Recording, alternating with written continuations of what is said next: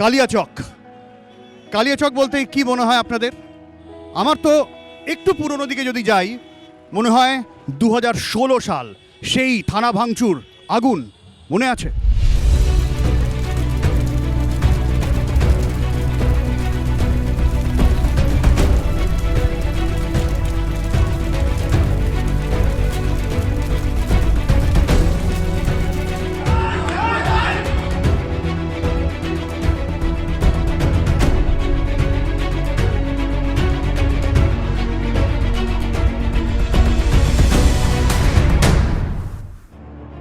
গত বিধানসভা নির্বাচন তৃণমূল কংগ্রেস যে কটা বিধানসভায় বিপুল লিড পেয়েছিল, আব্দুল গনি এই সুজাপুরে 1,30,000-এর বেশি ভোটে জয়লাভ করেছিলেন। কিন্তু 2024 সালে হিসাবটা একটু উল্টে গেল, কারণ লোকসভা নির্বাচনে এই মালদা দক্ষিণ সুজাপুর বিধানসভা, তার মধ্যে ঈশা খান চৌধুরী কংগ্রেসের, তিনি জয়লাভ করলেন এবং তিনি যে 4টে বিধানসভা আসনে লিড পেয়েছেন তার মধ্যে সব থেকে বেশি এই সুজাপুর। এই সুজাপুর যেখানে পাশেই মোথাবাড়ি বিধানসভা কেন্দ্র, সাবিনা ইয়াসমিন তৃণমূল কংগ্রেসের, সেই 2011 সাল থেকে তিনি সেখানকার বিধায়ক, তিনি এইবারে এখানে তৃণমূল কংগ্রেসের প্রার্থী হয়েছেন। কংগ্রেসের বারবারন্ত সাবিনা ইয়াসমিনের আশা, আইএসএফ, সিপিএম, হুমায়ুন কবির তো আছে, সব মিলিয়ে সুজাপুর এবার বিধানসভা নির্বাচনে হটস্পট। তবে সুজাপুর বললেই আর একটা নাম উঠে আসে, কালিয়াচক। সুজাপুরের মধ্যেই কালিয়াচক এক, যা এক সময় কুখ্যাত ছিল। সুজাপুরে একটাই থানা, কালিয়াচক। 2016 সালে সেই থানা ভাঙচুর, অশান্তি, কোন এক রাজনৈতিক নেতার বক্তব্যে কিছু মব থানায় যায়, ভাঙচুর করে আগুন লাগিয়ে দেয়। অনেকে বলেন ওই থানা ভাঙচুরের ঘটনা নাকি আফিম মাফিয়া যারা, তাদের সঙ্গে পুলিশের একটা ক্ষোভের বহিঃপ্রকাশ এবং তাদের সঙ্গে লড়াই, সংঘর্ষ। কিন্তু কালিয়াচকের অশান্তির ইতিহাস আরও আগে, বাম আমল থেকে। তৃণমূল কংগ্রেস যখন 2011 সালে ক্ষমতায় আসে, তখন কিছুটা হলেও পরিস্থিতি আয়ত্তে আনার চেষ্টা করে, কিন্তু সম্পূর্ণ আয়ত্তে আনা যায়নি। কালিয়াচক মানে খুন, জখম, মারামারি, রক্তারক্তি, জাল নোট, মাদক পাচার, কি নেই, অস্ত্র ব্যবসায়ী। কিন্তু তৃণমূলের আমলে অনেকটা সেটা বাগে আসে। 2018 সাল পর্যন্ত কালিয়াচকে অশান্তি চলে, তারপর আসেন একজন দাবাং এসপি, তারপর কিছুটা বদলাতে শুরু করে কালিয়াচক।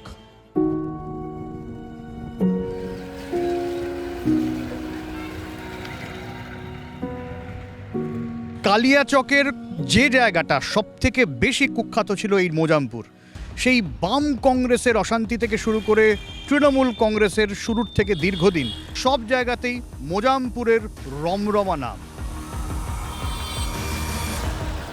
কালিয়াচক, এই মোজামপুর, এই সমস্ত এলাকা কেমন ছিল আগে?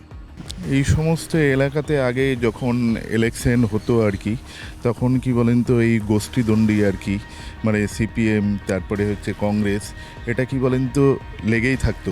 তারপরে বোমাবাজি আর কি, সব কিছু দুটো গোষ্ঠী মিলে। সাধারণ লোক তো বাড়ি থেকে বেরানোর চিন্তা ভাবনা করতেই পারতো না। তো সেই তুলনামূলক আগের চেয়েতে অনেকটা বেটার হয়েছে আর কি। কেমন আছে এখন কালিয়াচক, মোজামপুর? শান্ত এখন মোজামপুর শান্ত আছে, যা ছিল, যা করেছে ঠিক, এখন খুব শান্তভাবে চলছে। এখন কোনো ঝুট ঝামেলা কিছুই নেই, একদম শান্ত। শান্ত হলো কি করে? নিজে মনে শান্ত হয়ে গেছে এখন, নিজে এখন কোনো অসুবিধা নেই, একদম শান্ত। রাত বিরাতে যাতায়াত একদম শান্ত, একদম রাতে 1টা 12টা কোনো প্রবলেম নেই। কি অবস্থা এলাকার? কেমন আছে কালিয়াচক? ভালোই আছে, হ্যাঁ? ভালোই আছে। আচ্ছা, এইসব এলাকা আগে কিরকম ছিল? আগে भी ভালো ছিল, 10 বছর আগে খারাপ ছিল, এখন ভালো আছে। বছর আগে 15 বছর আগে ছিল, এখন শান্তি। হ্যাঁ, এখন শান্তি। কিন্তু এখন অস্ত্র, এই কারখানা ফারখানা, এগুলো কোনো কিছু নেই যে, এগুলো না না, কোনো কিছু। আমাদের এরিয়াটা খুব এখন ভালোই আছে, পুরো শাসন যেরকম শাসন করে রেখেছে, ভালোই রেখেছে। পুলিশ কাজ করছে। হ্যাঁ,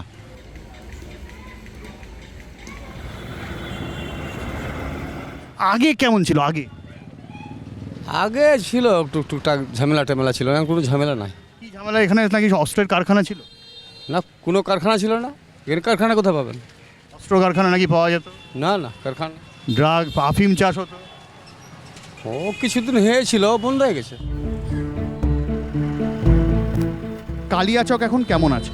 কালিয়াচক এখন আগের থেকে অনেক অনেক ভালো আছে। 2007-8 থেকে 11 পর্যন্ত যে অবস্থায় ছিল, অনেক খুনাখুনি ছিল, জাল নোটের একটা জায়গা, মানে আমরা নিজেও দেখেছি, নিজে নিউজে দেখতে পেতাম। তো এখন যে হারে আছে কালিয়াচক অনেকটা সুস্থ আছে, কোনো জায়গাতে কোনো খুনোখুনি নেই বা কোনো দুষ্কৃতিমূলক কোনো কিছু নেই কালিয়াচকে এখন।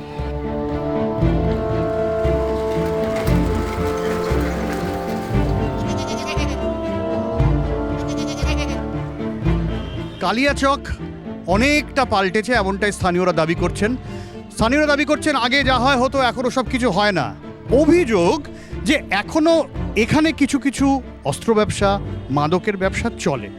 অভিযোগ যেটা কালিয়াচকে সেন্ট্রালাইজ ছিল সেটা গোটা মালদাতে ছড়িয়ে গেছে। সবটাই অভিযোগ, সাদা চোখে কিছুই বোঝা যাবে না।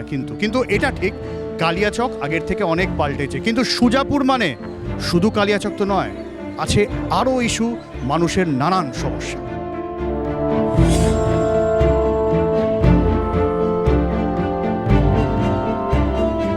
কালিয়াচক একসময় মানে বিশাল এর কুখ্যাতি ছিল, আপনাদের সরকার এসে কিছুটা কন্ট্রোল করতে পেরেছে, কিন্তু এখনও অভিযোগ ওঠে যে পুরোটা মুছে যায়নি, ভেঙে গেছে বরং গোটা জেলা জুড়ে। এখনও অস্ত্র ব্যবসা, হেরোইন, ব্রাউন সুগার, এই জাতীয় বিষয়গুলো আড়ালে আবডালে ঠেকে গেছে অস্ত্র ব্যবসা। এটা কি সত্যি? দাদা, সিপিএমের আপনারা দেখছেন যে মানুষ প্রকাশ্যে সন্ধ্যার পরে বেরোতে পারতো না। বামফ্রন্ট সরকারের সময় সন্ধ্যার পরে আপনি যদুপুর বলেন, মজমপুর বলেন, আপনার এই পোর্শনগুলো মানুষ সন্ধ্যার পরে বেরোতো না। আমাদের সরকার আসার পরে কিন্তু অনেকটাই কন্ট্রোলে নিয়েছে। তবু আমি এটা সহমত আপনার সঙ্গে যে এখনও পর্যন্ত আমরা 100% ব্রাউন সুগার বলুন বা অস্ত্র বিভিন্ন জায়গা থেকে হয়তো কোনো সময় আমাদের বিজনেসকে কেন্দ্র করে পার্টিকুলার একটা গোষ্ঠী কোন্দল রয়েছে, তো সেগুলো এখনও 100% করতে পারিনি, কিন্তু আমাদের সরকার করেছে।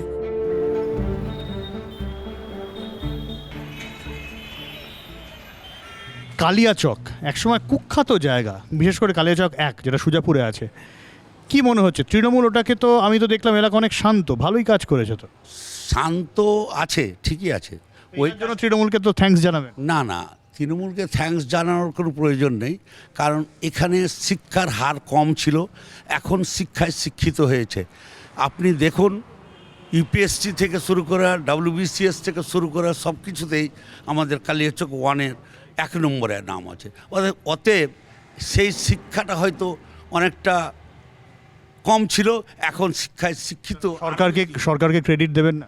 হ্যাঁ, সরকারকে ক্রেডিট দেওয়ার কোনো কিছু নেই। কালিয়াচক তুলনামূলক শান্ত, কারণ হচ্ছে কালিয়াচক আছে ব্যবসার একটা ক্ষেত্র বা জায়গা। ব্যবসার কারণেই শুধুমাত্র নিজেকে একটু শান্ত রেখেছেন, কিন্তু ক্রিমিনাল অ্যাক্টিভিটি ভিতরে এখনই কিন্তু চলছে। কিন্তু আমরা যেহেতু কালিয়াচকের বাসিন্দা, আমরা হামেশাই জানি যে কালিয়াচকের ভিতরে কীভাবে ক্রিমিনাল অ্যাক্টিভিটি চলে যাচ্ছে।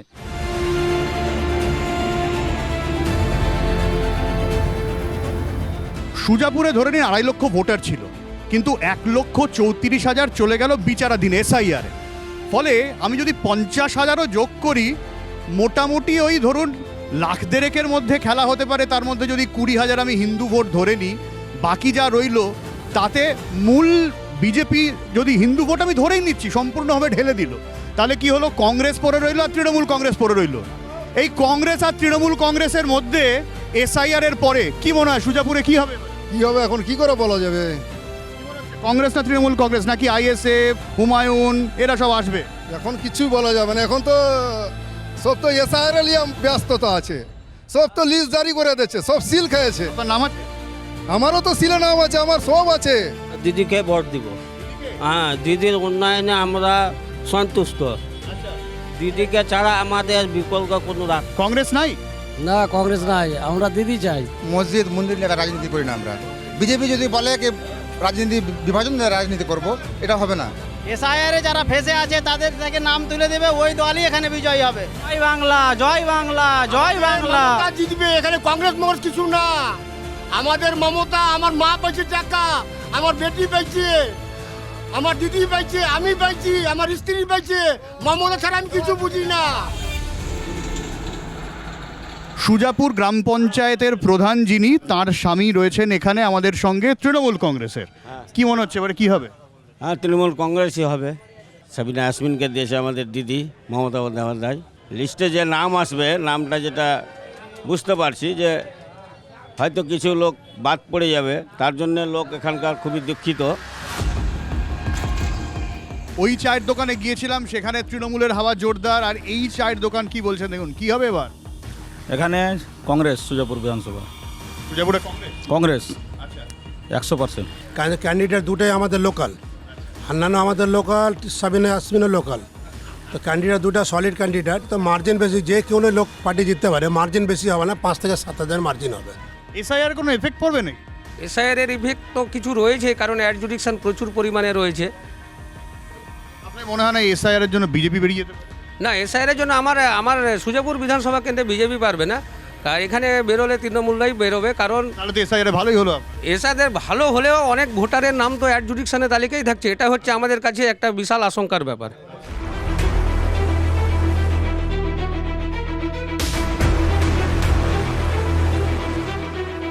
এসআইআর এ কি এফেক্ট পড়বে এবারে মনে হচ্ছে? দেখুন, আমি বলছি যে এটা বিজেপির জন্যই বুমেরাং। এসআইআর বিজেপি যেটা করতে চাইছিল, যে ভোট কাট করে সরকার গঠন করতে চাইছিল, উল্টা কিন্তু ভোট আমাদের কাট তো দূরের কথা, ভোট আমাদের টিএমসির সঙ্গে অ্যাড হয়ে গেছে। এবং আমি বিশ্বাস যে টিএমসি অনেক ভোটে এবার সরকার গঠন করবে। সুজাপুরে কি হবে? সুজাপুরে জনগণ চায় কংগ্রেস ফিরে আসুক, কারণ এই যে আগে যে তৃণমূলের যে প্রার্থী ছিলেন, তিনি ওই ধরনের দেখা সাক্ষাৎ তো দূরের কথা, মানুষের সাথে যোগাযোগ কোনোদিনই ছিল না, আর এখন পর্যন্ত নাই। মালদায় তো সুজাপুরে যা ঘুরে দেখলাম আমি, খেলা তো মোটামুটি তৃণমূল আর কংগ্রেসের মধ্যে, বিজেপি কোথায়? দেখুন, সুজাপুর আমরা দেখেছি যে প্রথম থেকেই স্বাভাবিকভাবে বিজেপির উপর একটা মুসলিমদের ভোট সংখ্যা আমাদের সেইভাবে আসে না, কিন্তু যে সমস্ত জায়গাতে সরকার তৈরি হয়েছে সেই সমস্ত মুসলিম ভোট আমরা পাই। তো সুজাপুরে আমাদের যে 10% হিন্দু সংখ্যা রয়েছে, 10%-এর মধ্যে 9.8%ই আমরা পাই। এবং যে প্রচেষ্টা আমাদের এইবার নরেন্দ্র মোদী যে পরিকল্পনা নিয়েছেন, যে আমাদের পশ্চিমবঙ্গের পরিকল্পনা রয়েছে, আমরা 100%ই পশ্চিমবঙ্গে সরকার গঠন করব।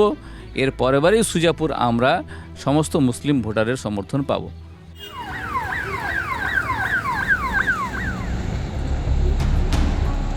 ওই যে ওদিকে নারায়ণপুর রথের মেলা বলে একটা জায়গা আছে, সেখানে আমির শেখের বাড়ি। আমির শেখকে এসআইআর আবহে এরকম অভিযোগ উঠছিল যে পরিযায়ী শ্রমিকদের বাংলা কথা বলার জন্য মারধরের অভিযোগ উঠছিল। তো রাজস্থানে কাজ করতেন আমির, অভিযোগ আমিরের, সেখানে মারধর করা হয়, তারপরে ডিপোর্ট করা হয় তাকে বাংলাদেশের। তারপর স্থানীয় তৃণমূল কর্মীরা অভিযোগ জানান, তৃণমূল সাংসদ শামিরুল ইসলামের উদ্যোগে আমির ফিরে এসেছেন ঘরে। আমিরের টোটো, আমির এখন টোটো চালায়। তো আমির রয়েছেন আমার সঙ্গে, আমির শেখ। আমির, কেমন আছো এখন? ভালোই আছি আমি। ভালো আছো? কেমন ছিল ওই দিনগুলো? দিনগুলো কষ্টের দিন ছিল, কষ্টের দিন ছিল দিনগুলো। ভাবলে এখন খারাপ লাগে? খারাপ লাগে, খারাপ তো লাগবেই। মেরেছে, পিটিয়েছে, তো খারাপ লাগবে না? খারাপ তো লাগবেই। কেন হলো এটা মনে হয় কেন? আমি বলে ইন্ডিয়ার নাগরিক না, বাংলাদেশের নাগরিক, তার জন্যই। বাংলাদেশে পাঠিয়ে দিয়েছিল? হ্যাঁ, কুচব্যাক করে দিল বাংলাদেশে। এখন কেমন আছো? এখন ভালোই আছি, টোটো চালাচ্ছি এখন। পরিযায়ী শ্রমিকের সমস্যা এত রয়ে গেল, এতদিনেও একটা কিছু কর্মসংস্থানের ব্যবস্থা করা গেল না, এভাবে তো খুব মুশকিল। দেখুন দাদা, এবার আমাদের সরকারের প্রত্যেকটা বিধানসভায় এক একটা থিম থাকে। আমাদের কিন্তু দাদা অভিষেক ব্যানার্জিও অলরেডি বলেছেন, দিদিও বলেছেন যে আমরা কর্মসংস্থানের উপর জোর দিব। পরিযায়ী শ্রমিকের উপর আমি একটা কথা বলবো, যে পরিযায়ী শ্রমিকের উপরে বিজেপি অধ্যুষিত যে সকল রাজ্য আছে তাদের উপরে অন্যায় করছে। এই যে বিপুল সংখ্যক পরিযায়ী শ্রমিক, এটা কি মনে হয় আপনারা যদি আসেনও, ধরা যাক সুজাপুর আপনারা দখল করলেন, আদৌ সলিউশন হবে কি? না, আমরা সলিউশন হবে কি হবে না সেটা আলাদা কথা, তবে আমরা চেষ্টা করব, যদি আমরা বিধানসভাতে 2-4 জন, 5 জন, 10 জন, 20 জন যাই, তাহলে আমরা ওখানে গিয়ে ধর্ণা দিব যে আমাদের এই কাজগুলো করতে হবে।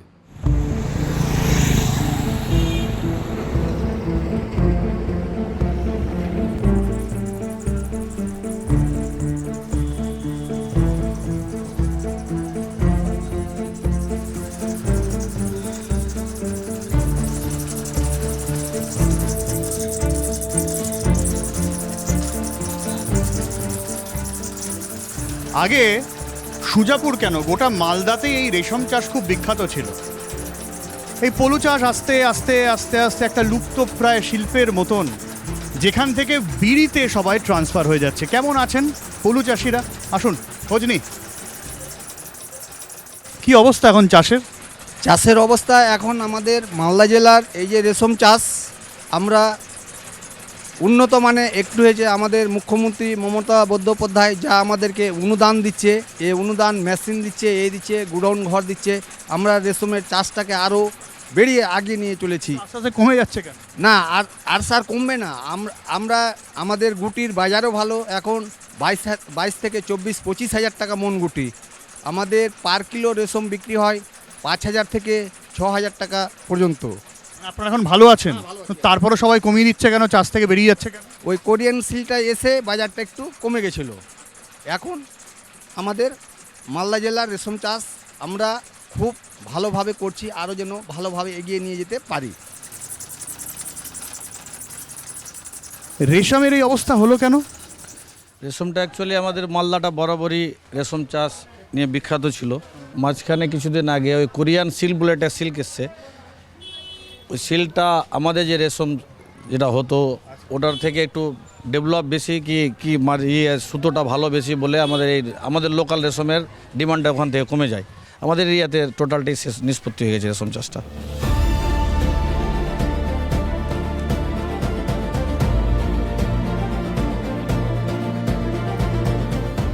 শুধু যদি সুজাপুর ধরি, এখানকার ভোটারের প্রায় 30% পরিযায়ী শ্রমিক। আগে এইসব এলাকায় পলু চাষ খুব হতো, রেশম বিখ্যাত ছিল, মনে আছে? গত 15 বছর ধরে সেটা থিতোতে একেবারে তলানিতে। বদলে বিড়ি শিল্পটা এখানে আরও জোরদার হয়েছে। প্রায় 90% মানুষ এরকমভাবে বিড়ি বাঁধতে থাকেন, ঘরে ঘরে এটা। তো মোটামুটি এখন কি অবস্থা আপনাদের? ভালোই অবস্থা। ভালো অবস্থা। মজুরি ঠিকঠাক পাওয়া যাচ্ছে? না, মজুরি 180 টাকা দিচ্ছে। 227 টাকা তো সরকার তো দেয় না বিড়িওয়ালা। আমার কাছে না দেয় না, 180 টাকা দিচ্ছে। সব বিড়িওয়ালা একই রেট দিচ্ছে, কম করে দিচ্ছে, 200 করে পাওয়া যায় না। 175, 180 এরকম? হ্যাঁ, 150। আপনারা বলেন না যে 227 টাকা তো মজুরি রাজ্য সরকার? শুনে না বিড়িওয়ালা দেয় না। হ্যাঁ, বলছি কি কই আমরাই তো পাই না।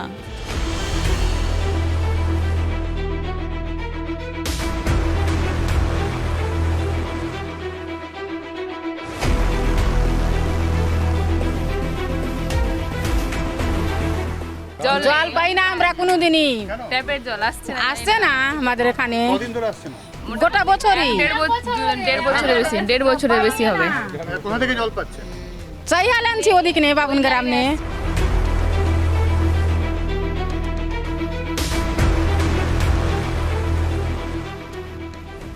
খারাপ জল, নোংরা জল।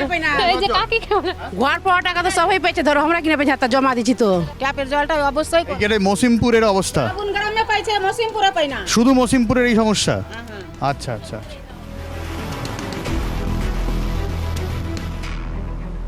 গোটা কালিয়াচকের জলের তো মারাত্মক সমস্যা, জল নেই গোটা এলাকায়। হ্যাঁ, আমাদের এখানে জলের একটা প্রচুর সমস্যা রয়েছে। দীর্ঘদিন ধরে এখানে কংগ্রেসের এমএলএ ছিল, ও এখানে কোনো রকম জল নিয়ে তারা কাজ করেনি। আপনার গত বিধানসভা ভোটে এখানে আমাদের তৃণমূলের এমএলএ আসার পর থেকে আমাদের এখানে দিদির সহযোগিতায় নতুন অনেক জলের ট্যাঙ্কি হয়েছে। তারপর কেন্দ্রীয় সরকারের টাকা বরাদ্দ হয়ে যাওয়ার পর সেই কাজটা এখন থমকে রয়েছে। জল বন্ধ করা আছে, আসে না জল। কারণটা কি জিজ্ঞেস করেছেন? গেছেন? বলতেই পারবো না, বলছে উপর থেকে আসে না, তো আমরা কি করে দিতে পারবো? জল পাওয়া যায় না, ট্যাপের টিউবওয়েলের জল এই যে চিপা রেখে তারপরে 1 ঘন্টা পরে দেখবেন যে জুসের মতন হয়ে যাচ্ছে, মানে একদম প্রচুর আর্সেনিক। মসিমপুরের মতো এরকম অনেক এলাকা রয়েছে যেখানে এখনো পর্যন্ত জলের সমস্যা কিন্তু রয়ে গেছে, এবং স্থানীয়রা অনেকে বলছেন যে জল দেবে ভোট তার দিকে।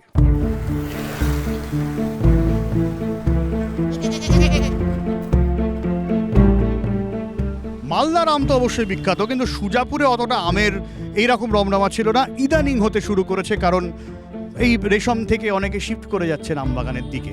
কিন্তু সুজাপুরের রাজনীতির হাওয়া এরা আমবাগানের মতোই কিন্তু আপাতত ঠান্ডা, মানুষ মুখ খুলতে চাইছেন না।